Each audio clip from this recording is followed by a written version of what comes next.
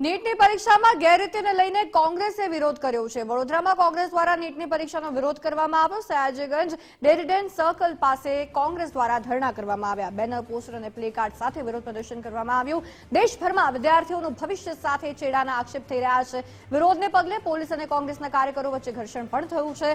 પોલીસે કોંગ્રેસના કાર્યકરોની વિરોધના પગલે અટકાયત કરી છે।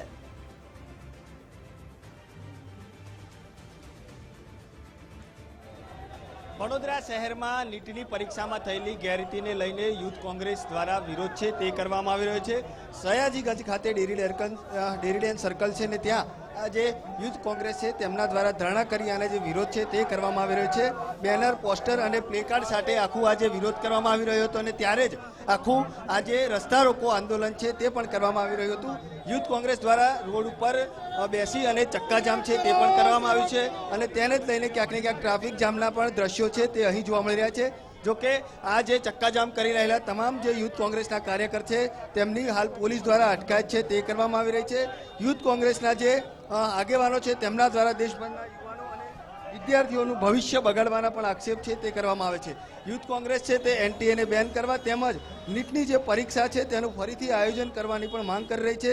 યુથ કોંગ્રેસના વિરોધના પગલે ક્યાંક ને ક્યાંક પોલીસ છે તેનો પહેલેથી જ ચુસ્ત પોલીસ બંદોબસ્ત છે તે ખડકી દેવામાં આવ્યો હતો અને હાલ આજે તમામ જે વિરોધ કરી રહેલા જે કાર્યકર્તાઓ હતા તેમની હાલ અટકાયત કરવામાં આવી છે અને આપ જોઈ શકો છો તે રીતે 10થી પણ વધુ જે કાર્યકર્તાઓ છે તેમની અટકાયત કરવામાં આવી છે। શિક્ષણ મંત્રી રાજીનામું આપે તેઓના નારા સાથે સૂત્રોચ્ચાર કરવામાં આવ્યા હતા અને હાલ આ જે યુથ કોંગ્રેસના જે તમામ કાર્યકર્તાઓ છે તેમને ગાડીમાં બેસી અને લઈ જવામાં આવી રહ્યા છે। ચોક્કસથી કહી શકાય કે હાલ યુથ કોંગ્રેસના જે કાર્યકરો છે તેમની એક જ માંગ છે કે એનટીએ છે તેને રદ કરવામાં આવે અને નીટની પરીક્ષા છે તે ફરી લેવામાં આવે। તમામ જે હાલ કોંગ્રેસના કાર્યકર્તાઓ છે તે રોડ પર ઉતરી અને વિરોધ કરી રહ્યા છે।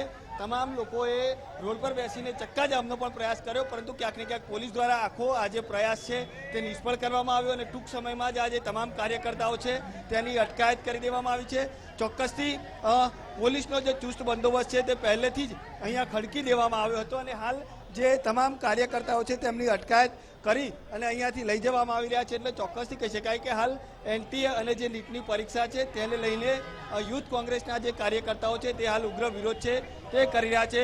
શું કહેશો, શું માંગણી? આ તાનાશાહી નહીં ચાલે। દર વખત આ લોકોને કરવામાં આવે છે। આ ભાજપને આ બધા વખત પૈસા લઈને શિક્ષણમાં આપણે બધાને એ આપે છે એડમિશન। તમામ કાર્યકર્તાઓ હતા તેમની હાલ પોલીસ દ્વારા અટકાયત કરી દેવામાં આવી છે અને હાલ જે રોડ પર થયેલો ટ્રાફિક છે તેને પણ પોલીસ દ્વારા દૂર કરવામાં આવે છે। પરંતુ મહત્વની વાત એ છે કે જે રીતે પરીક્ષાઓમાં ગેરરીતિ થઈ અને તેને જ લઈને આજે યુથ કોંગ્રેસ છે તેના દ્વારા ડેરીડેન સર્કલ ખાતે ચક્કાજામ કરીને વિરોધ કરવામાં આવ્યો હતો। કેમેરામેન લીકે સોલંકી સાથે અલ્પેશ સુથાર, ગુજરાત ફર્સ્ટ, વડોદરા।